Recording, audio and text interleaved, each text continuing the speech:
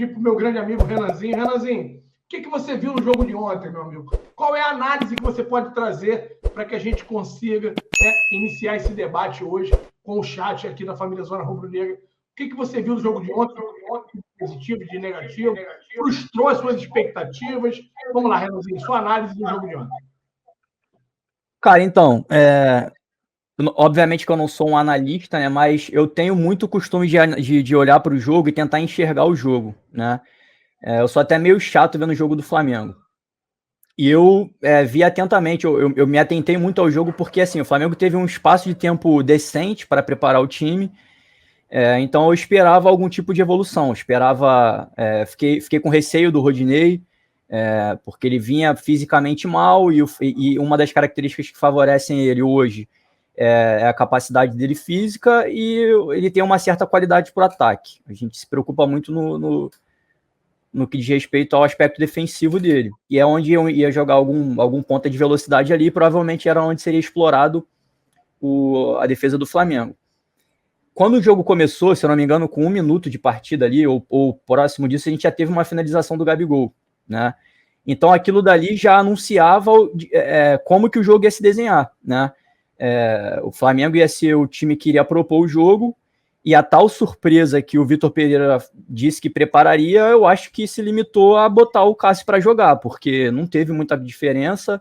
Ele botou o meio de campo tradicional dele. E ao longo do jogo, é complicado, enquanto torcedor, você ficar satisfeito com 0-0, especialmente quando o teu time é melhor, né? Isso geralmente quem fica muito bolado com isso também é o Marcão, né? O Marcão fica muito bolado quando o Flamengo demonstrou futebol para aniquilar o adversário e não consegue consolidar isso em placar. Então, assim, o que me dá um pouco de ânimo é que o Flamengo tem 2 decisões pela frente, né? Porque essa, a da Copa do Brasil, a gente jogou a metade da decisão, e a decisão de verdade vai ficar pro Maracanã, e tem a da Libertadores. E eu tava com medo da gente sofrer do mesmo mal que a gente sofreu no ano passado, quando a gente teve um início promissor, encantando a torcida, aí a gente começou a perceber que o time era meramente intuitivo. E aí, quando precisava de uma intervenção tática, de uma intervenção de liderança do treinador, a gente não teve. Então, eu gostei da performance do Flamengo. Acho que o Flamengo peca na efetividade, e eu acho que a efetividade de ontem não foi necessariamente das finalizações. Eu acho que a gente pecou um pouquinho no momento da criação final ali. Quando ia esticar uma bola para o Pedro, ela saía com um pouco mais de força, e o Pedro não conseguia chegar em condições de finalizar claramente. A gente não teve nenhuma chance absurdamente clara que a gente perdeu. A gente teve uma finalização do Gabigol na pequena área, mas era um lance difícil, que o Léo vira a bola para o Everton Ribeiro, e o Everton Ribeiro ajeita de cabeça, e aí um grande goleiro faz o trabalho que tem que fazer, que é o que o Cássio fez, né? Eu até conversei contigo hoje um pouco mais cedo, que assim, se a gente fosse traçar um paralelo entre o jogo que a gente teve com o Corinthians em São Paulo e o jogo que a gente teve com o São Paulo também em São Paulo, o Flamengo ontem fez um jogo para justificar um 3-1 da vida. Naquele jogo do São Paulo, a gente não fez um jogo para justificar um 3-1, eu acho até que fez um jogo para justificar uma vitória, mas não para justificar um 3-1. E ontem a gente viu performance, mas a gente não conseguiu traduzir isso em resultado. Basicamente, assim, eu fiquei satisfeito. Teve um lance capital ali do Léo Pereira, que o Thiago Maia basicamente fez um gol pra gente. Eu achei o Léo Pereira bem na partida. Se a gente quiser estressar um pouco mais o ponto positivo individual de cada jogador, a gente pode tocar nesse assunto também, porque eu tenho algumas opiniões a respeito dos 11 que jogaram ontem. Então, vamos lá. Deixa eu só dar uma lida na galera aqui. E aí depois, para a galera que não pôde acompanhar o pré-jogo ontem, eu vou deixar também de forma branda ali, rápida. Vou tentar, né? Um pouco da leitura que eu tive do jogo de ontem. Aí o Alexandre Martins fala o seguinte: Rodinei não sabe marcar, ele não faz o mínimo de esforço para tentar evitar um cruzamento. A galera continua na raiva ainda com o Rodinei.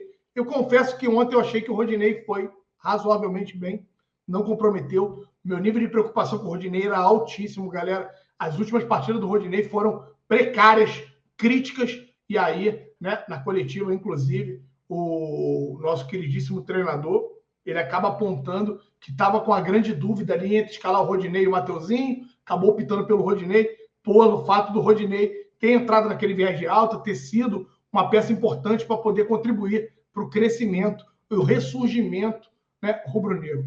Então, ontem eu achei que ele foi ali mediano, ele não foi tão contundente como ele costuma ser quando, né, entrega seus melhores jogos, mas ele foi um jogador que ali conseguiu, ele teve que se preocupar muito mais com a questão da marcação, porque todos nós acreditávamos que o Roger Guedes fosse cair ali nas costas dele e por ali talvez criar as melhores chances para a equipe do Corinthians, e isso acabou não acontecendo. Então, para a gente, eu entendo que isso foi positivo. No mais, eu vou muito na linha do que o Davi Luiz falou. Falei isso ao término do jogo aqui, no pós-jogo. Disse que o Flamengo foi, sim, uma equipe madura, consistente. Né? O Flamengo amadureceu bastante. Eu vi no pré-jogo muita gente falando: o Flamengo não sabe jogar final. Tem uma galera que está muito presa ainda lá no passado.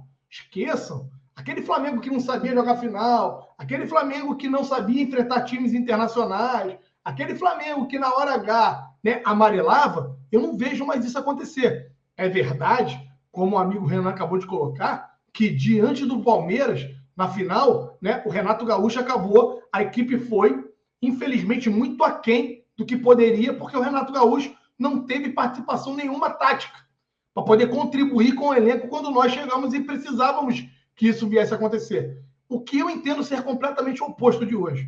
A equipe tem um padrão tático, galera. A equipe tem um modelo de jogo. Pode agradar uns ou não, mas é o modelo de jogo que a gente tem. O Bruno Henrique faz uma falta absurda. O Bruno Henrique sempre foi o cara da velocidade. O Cebolinha, infelizmente, ainda não entrou, tá? E não joga o que nós esperamos que ele venha jogar. Eu já disse, eu ainda acredito que o Cebolinha vai jogar bola. Eu estou dando esse ano para ele de colher de chá, porque ele chegou depois dos demais, ficou muito tempo parado, isso aí pode ter comprometido a temporada dele. Mas a partir do dia 1º de janeiro de 2023, eu serei bem mais incisivo nas cobranças ao Cebolinha. Mas o Cebolinha ontem entrou também, foi pouco participativo. Ele não vem conseguindo ainda vencer, talvez, a pressão que ele mesmo esteja colocando sobre si, né? E a pressão que o torcedor já faz em virtude de um alto investimento. Então, ele ainda não conseguiu administrar bem isso. O Cebolinha não está solto como jogava pela equipe do Grêmio, como fez algumas boas atuações na seleção brasileira, e isso acaba comprometendo. Então, o Flamengo não tem mais esse cara de velocidade, mas encontrou numa outra ótima dupla de ataque, dois atacantes muito perigosos, que é o Gabigol e o Pedro. Eu entendo que eles não se completam tanto como o Gabigol e o Bruno Henrique.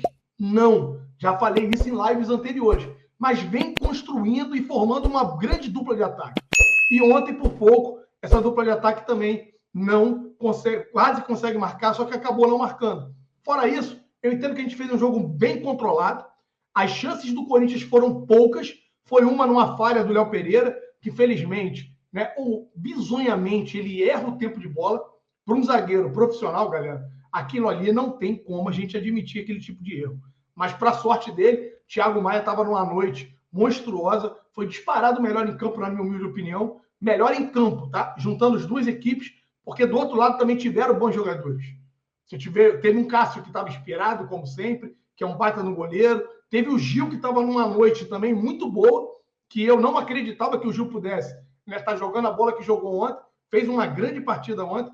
A gente tem que entender e saber respeitar isso. Renato Augusto, até o final do primeiro tempo ali, os 5 minutos iniciais, é um cara diferenciado, é um cara que a gente tem que ter muita atenção para que a gente não venha, né, sofrer um revés.